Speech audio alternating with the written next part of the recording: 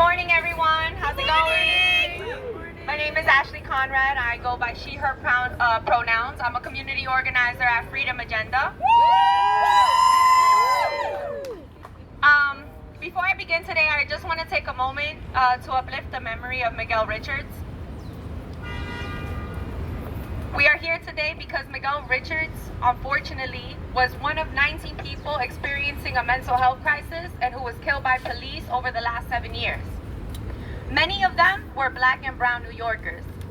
For years, we have been pulling and pushing for system transformation, yet we continue to overly invest in systems of punishment, like incarceration and police presence. Instead, we should be investing in systems of healing and empowerment. That's right. We continuously pour more of our time, energy, and money into these systems, and yet we continue to get the worst results. Is that not the exact definition of insanity? That's right. Our city has allowed Rikers Island to be the de facto and inadequate provider of mental health services for many incarcerated individuals who never got treatment in the community.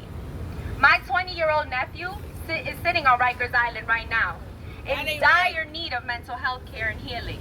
Instead of getting that care, that upstream treatment that the mayor talks about that could address his root cause of behavior, he's locked up on an island where guards treat him as less than human.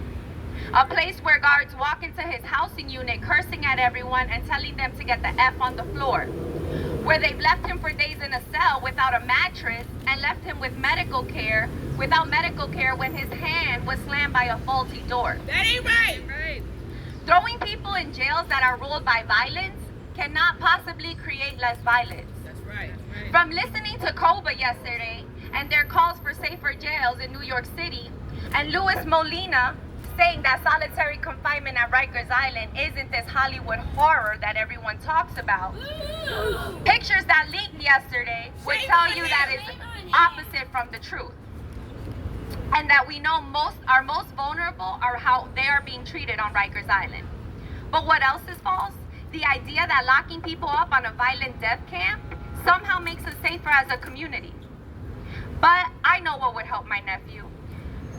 It's the same thing that he's needed back in New York City public schools that also failed him.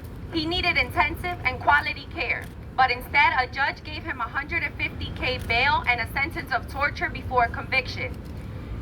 If my family was rich, he would be out fighting his case. Actually, if we were rich, we could have paid for the quality treatment and education he needed. We should be investing in resources in the community, resources like treatment not jail legislation, 988 call centers, community-based crisis stabilization centers, and access to ongoing mental health services, and stable housing. Right. Everyone here today knows jails and NYPD presence in our communities is not the environment to inspire restoration and healing. If you have not been to Rikers Island, recognize your privilege and disregard for people in our communities. I call on you all to focus on investments that will actually work.